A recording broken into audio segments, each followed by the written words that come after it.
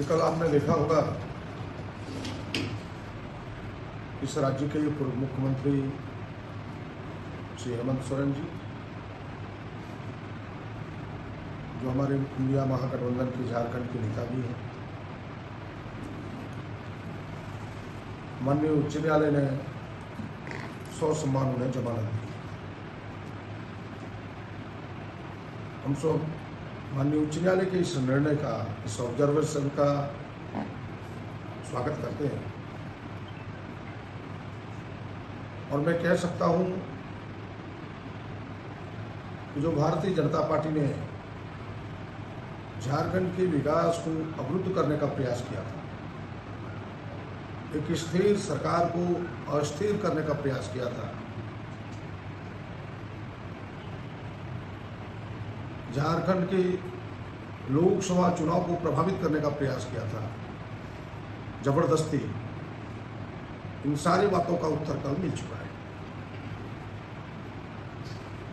और हमें लगता है कि यह जो विधानसभा का चुनाव, जनता इसका समुचित उत्तर देगी। जिस प्रकार से माननीय उच्च न्यायालय के ऑब्जर्वेशन में जो बातें आई, जो सार्वजनिक हो चुका है कि ईडी कोई साक्ष्य प्रस्तुत नहीं कर पाई इनके विरुद्ध, केवल कल्पना के आधार पर, अनुमान के आधार पर इन्हें आरोपी बनाया। और यही बात हम लोग शुरुआती दौर से ही कह रहे थे, माननीय हेमंत सोरेन जी निर्दोष है, भारतीय जनता पार्टी ने जबरदस्ती इन्हें फंसाया है, अपनी राजनीतिक रोटी सेकने के लिए जो दाव उन्हें उल्टा पड़ा। और यही बात माननीय उच्च न्यायालय ने भी अपने ऑब्जर्वेशन में दिया है। एक साक्ष्य ईडी प्रस्तुत नहीं कर पाए, केवल अनुमान के आधार पर। और आपने देखा होगा कि हेमंत जी ने विधानसभा में जो वो आए थे अरेस्टिंग के बाद, उन्होंने कहा कि अगर ईडी मेरे विरोध में कोई इस जमीन का साक्ष्य प्रस्तुत कर दे तो मैं राजनीति से संन्यास लेने को तैयार हूं। ये बात आज सच नहीं। और हमें लगता है कि दूध का दूध, पानी का पानी होने वाला है। अब इस राज्य में ईडी सीबीआई का जबरदस्ती चलने वाला नहीं है। और यही दिल्ली के केजरीवाल के केस में भी आने वाला है।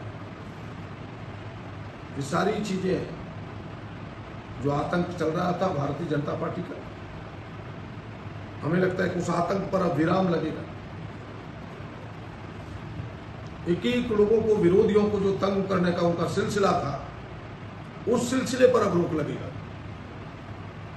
और महागठबंधन नई ऊर्जा, नई शक्ति के साथ जनता के बीच जाएगी। और आपने देखा होगा कि हेमंत जी के बनाए गए रास्ते को जो चंपईदा ने चलाया है, अभी जो दो महत्वपूर्ण निर्णय आए हैं सरकार के, महिलाओं के लिए कि भाई 25 से 49 वर्ष की महिलाओं को अब 1000 का पेंशन मिलेगा, जिसके रास्ते कल के कैबिनेट ने साफ किया है। और दूसरा कि 200 यूनिट फ्री बिजली, पूरे राज्य में 44 लाख कंज्यूमर है, डोमेस्टिक यूज करने वाले 44 लाख में 41 लाख लोगों को कोई बिल नहीं लगेगा। और रूरल एरिया लगभग 100% लोग इस बिजली के चार्ज से फ्री हो जाएंगे। तो मुझे लगता है कि जो तमाम जनकल्याणकारी काम है, इनके बाहर आने के बाद और मजबूती से आगे बढ़ेगा झारखंड, और तेजी से आगे बढ़ेगा।